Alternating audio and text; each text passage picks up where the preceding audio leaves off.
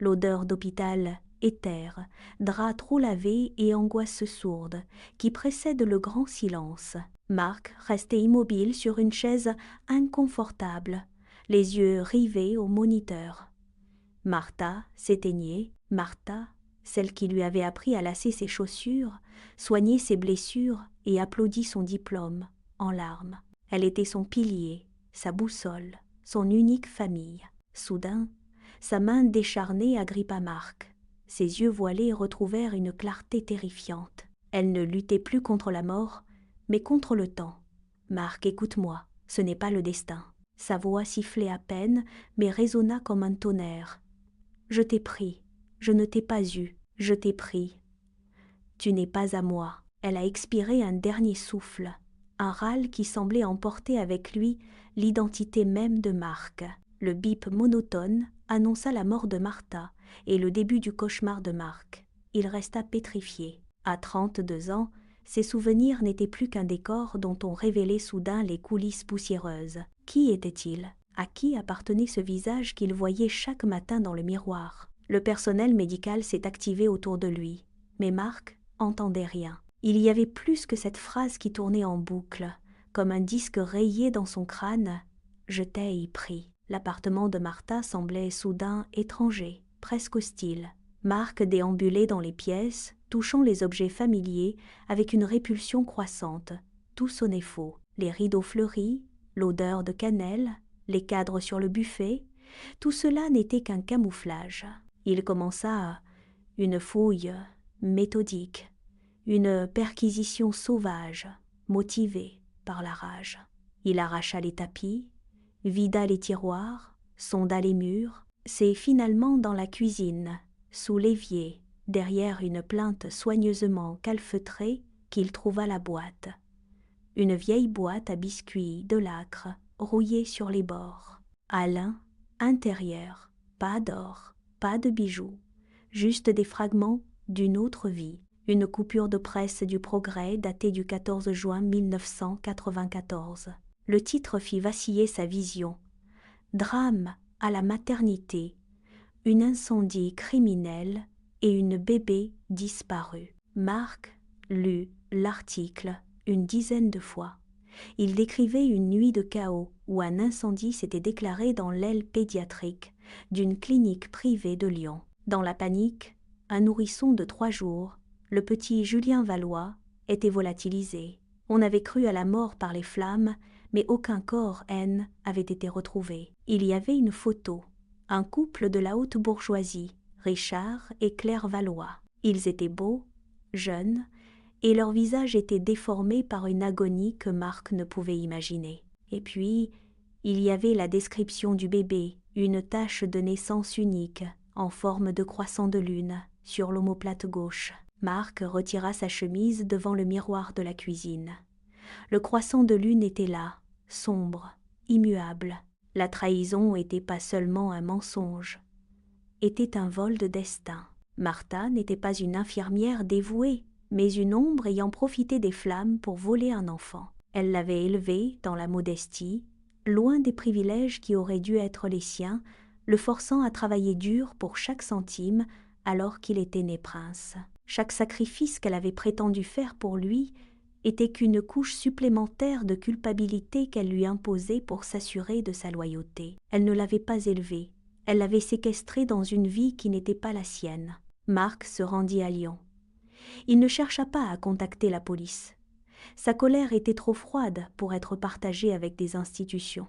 Il voulait comprendre. Il utilisa ses compétences de data analyst pour hacker les archives numérisées de la clinique et les rapports de police de l'époque. Plus il creusait, plus l'histoire devenait sombre. Il découvrit que l'incendie n'était pas un accident électrique. Les rapports d'experts, étouffés à l'époque, suggéraient l'utilisation d'un accélérant chimique. En enquêtant sur Richard Valois, son prétendu père, Marc découvrit un empire industriel bâti sur des cadavres financiers. Richard était un homme craint, un prédateur, qui avait miraculeusement sauvé son entreprise de la faillite, juste après l'incendie de la clinique, grâce à une prime d'assurance monumentale et des réinvestissements suspects. Marc réalisa alors une vérité encore plus brutale que l'enlèvement. Richard Valois n'était pas le père éploré de l'article de presse, était un homme capable de sacrifier une aile d'hôpital pour de l'argent. Avait-il aussi sacrifié son propre fils? Ou avait-il simplement jugé que la perte d'un nouveau-né était un prix acceptable pour la survie de son empire? Soudain, Marc ne se voyait plus comme une victime. Il se vit comme le grain de sable qui allait broyer cet engrenage. Martha, en l'enlevant, elle avait peu être, ironiquement, protégée d'un monstre bien plus grand qu'elle. Elle lui avait donné une éducation rude, mais elle lui avait appris à voir ce que les autres ignorent. Il avait en lui le sang d'un requin, Richard, et l'éducation d'une renarde, Martha. Il était devenu l'arme parfaite. Pendant 6 mois, Marc devint une ombre. Sous le pseudonyme de Marc-Antoine, il se forgea un CV sur mesure et parvint à se faire recruter comme consultant senior au sein du groupe Valois. Il entra dans l'antre du loup. Richard Valois était désormais un homme de 60 ans, aux cheveux d'argent et au regard d'acier. Dès leur rencontre, un lien étrange naît. Richard voit en lui une rigueur et une froideur rares chez ses collaborateurs. « Vous avez quelque chose de rare, Antoine », lui dit Richard un soir de clôture de bilan. « Vous ne cherchez pas à plaire, vous cherchez à gagner. » Marc sourit intérieurement. « Si tu savais. » Méthodiquement, Marc gagna l'accès aux serveurs confidentiels. Il découvrit des années de fraude fiscale, de corruption de fonctionnaires et, surtout, la preuve ultime. Un virement occulte effectué 10 jours avant l'incendie de 1994 à un intermédiaire spécialisé dans les sinistres utiles.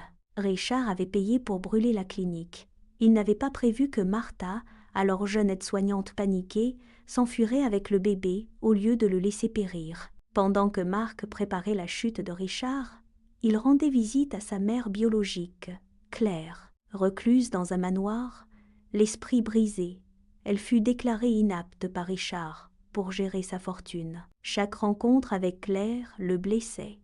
Elle caressait un vieux ours en peluche, regard perdu sur le jardin. Elle n'était plus qu'une coquille vide, vidée par la culpabilité et la manipulation de son mari. Richard N n'avait pas seulement tué son fils ce jour-là, il avait tué sa femme.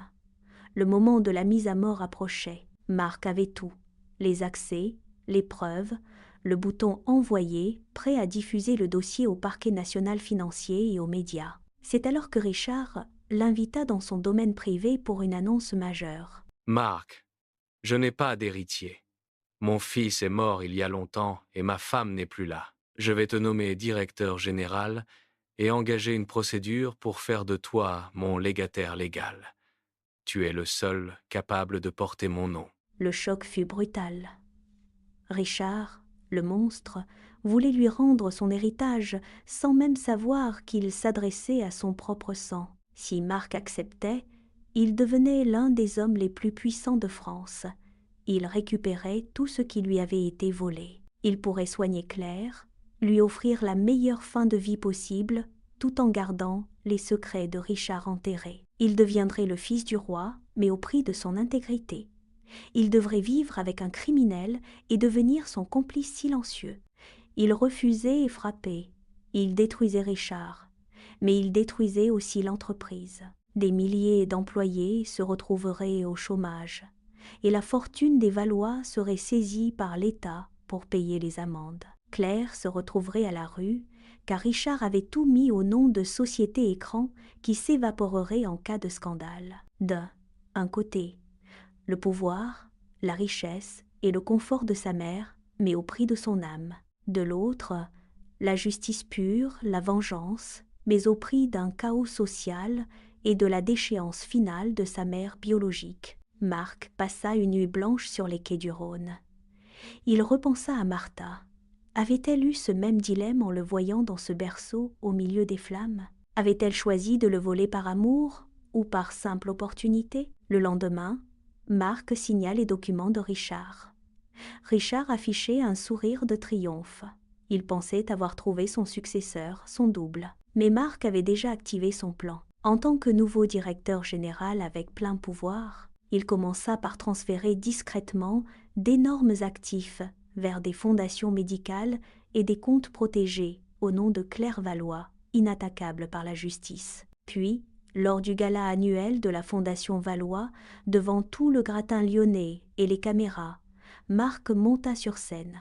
Il ne fit pas le discours de remerciement attendu. Il projeta sur l'écran géant le rapport d'expertise de 1994 et l'ordre de virement de Richard. Le silence qui suivit fut plus lourd que celui de la chambre d'hôpital de Martha. « Je m'appelle Julien Valois, dit-il, une voix calme qui fusa dans les haut-parleurs. Je suis le fils que tu as essayé de tuer pour une prime de assurance, Richard. » Le chaos fut instantané. Richard s'effondra, non pas de remords, mais de saisissement. Il fut arrêté le soir même. Marc, ayant lui-même orchestré la fuite des documents, tout en assurant que les avoirs de sa mère étaient en sécurité, disparut dans la nuit avant que la police ne puisse interroger sur sa véritable identité. Il avait détruit le monstre, rendu sa dignité à sa mère et utilisé les leçons de manipulation de Martha pour servir la justice. Il ne récupéra pas la fortune. Il ne prit pas le pouvoir. Il emmena Claire dans une villa anonyme dans le sud de l'Espagne, loin des flashs et des tribunaux. Elle ne recouvra jamais la raison, mais elle retrouva la paix. Parfois, elle regardait Marc et un éclair de lucidité traversait son regard. Elle ne savait pas son nom, mais elle savait qu'elle était aimée. Elle, histoire de Marc N., et pas celle d'une retrouvaille miraculeuse. C'est celle d'une reconstruction sur des ruines. On nous dit souvent que la famille, c'est le sang. Mais Marc a appris que le sang peut être un poison. Martha, la voleuse, lui donna une seconde vie. Richard, le géniteur, tenta de la reprendre pour des millions. La vérité est une lame à double tranchant. Elle peut trancher vos chaînes, mais elle peut aussi vous blesser à mort. Marc a choisi de porter les cicatrices pour que d'autres puissent guérir. Il vit aujourd'hui sans nom, sans passé officiel, mais avec la seule chose que ni Martha ni Richard n'avaient vraiment possédée, une conscience tranquille. Et toi, à sa place, brûlerais-tu tout par principe ou accepterais-tu l'héritage maudit pour monter sur le trône? Donne-moi ton avis en commentaire. Je veux savoir si tu aurais agi par vengeance ou par intérêt. Si ce récit t'a captivé, laisse un like, partage et abonne-toi. La prochaine pépite arrive très vite.